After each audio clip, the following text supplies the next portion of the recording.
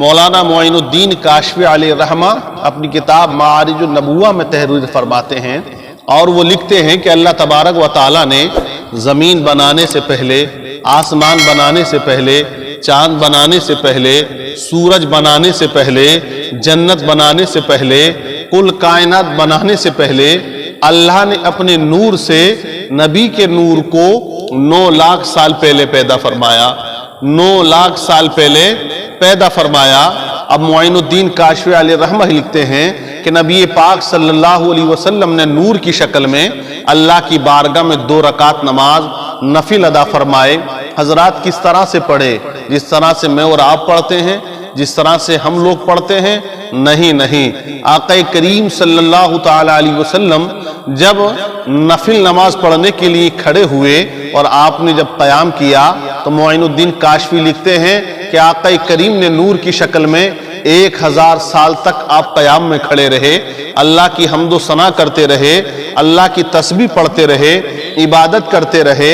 1000 سال کے بعد اللہ کے نبی نے رکوع کیا تو آقا کریم نور کی شکل میں 1000 سال تک آپ رکوع میں رہے، اللہ کی حمد و ثنا کرتے رہے، تسبیح و تہلیل پڑھتے رہے۔ 1000 سال کے بعد آپ پھر کھڑے ہوئے تو 1000 سال تک آپ کھڑے رہے، پھر اللہ کی حمد و ثنا کرتے رہے، اللہ کی حمد و ثنا تسبیح و تہلیل کرتے رہے۔ 1000 سال کے بعد آقا کریم نے سجدہ کیا نور کی شکل میں۔ آقا کریم جب سجدہ کرتے ہیں تو 1000 سال تک آپ سجدے میں رہے، آقا کریم صلی اللہ علیہ وسلم اللہ کی حمد و ثنا کرتے رہے۔ 1000 سال کے بعد آپ جلسے میں بیٹھ جاتے ہیں، پھر 1000 سال تک بیٹھے رہے، اللہ کی حمد و ثنا کرتے رہے، تسبیح و تہلیل پڑھتے رہے۔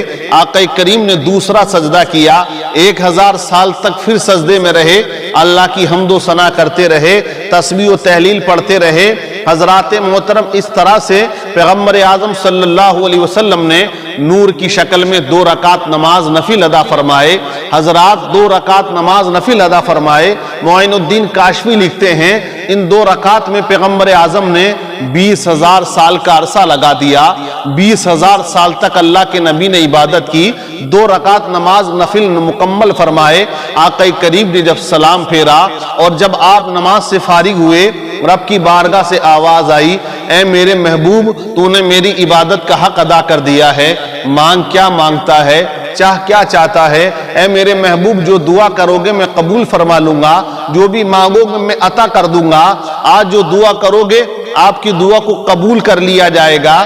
اے مسلمانوں، ذرا ذہن کو قریب کریے گا، جب آپ 8 دن میں نماز جمعہ کے لیے آتے ہو، نماز جمعہ کے لیے آپ جاتے ہو اور امام صاحب کے پیچھے 2 رکعت نماز پڑھتے ہو یا 4 رکعت نماز پڑھتے ہو ظہر کی، حضرات محترم، تو اب انسان جب دعا کرتا ہے تو کوئی اپنے لیے مانگتا ہے، کوئی اپنی اولاد کے لیے مانگتا ہے، کوئی پریوار کے لیے مانگتا ہے۔ اب دعا جو بھی بندہ کرتا ہے وہ اپنے کاروبار کے لیے دعا کرتا ہے، اپنے بیٹے اور بیٹیوں کے لیے دعا کیا کرتا ہے، اپنے خاندان کے لیے دعا کرتا ہے، اپنے ملک یا بستی کے لیے دعا کیا کرتا ہے، اپنے بے روزگاری کو دور کرنے کی دعا کیا کرتا ہے۔ انسان جب دعائیں مانگتا ہے، اچھے رشتے کی دعائیں کیا کرتا ہے، حضرات قرض اتر جائے اس کی دعائیں کیا کرتا ہے۔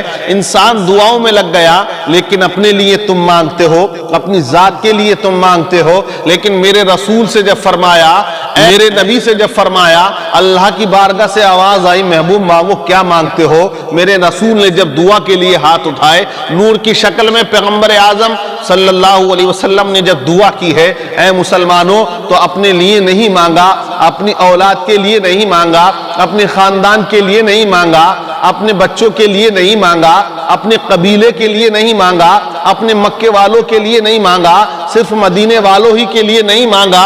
حضرات محترم، آقا کریم جب دعا کرتے ہیں تو رب کی بارگاہ میں عرض کرتے ہیں، اے مولا، تیرے بتانے سے مجھے پتا چلا ہے کہ تو دنیا میں مجھے اپنا آخری رسول بنا کے بھیجے گا، آخری نبی بنا کے بھیجے گا، آخری پیغمبر بنا کے بھیجے گا، ایک قوم کا مجھے رہنما بنا کر بھیجے گا، تو مجھے رسول بنا کر بھیجے گا۔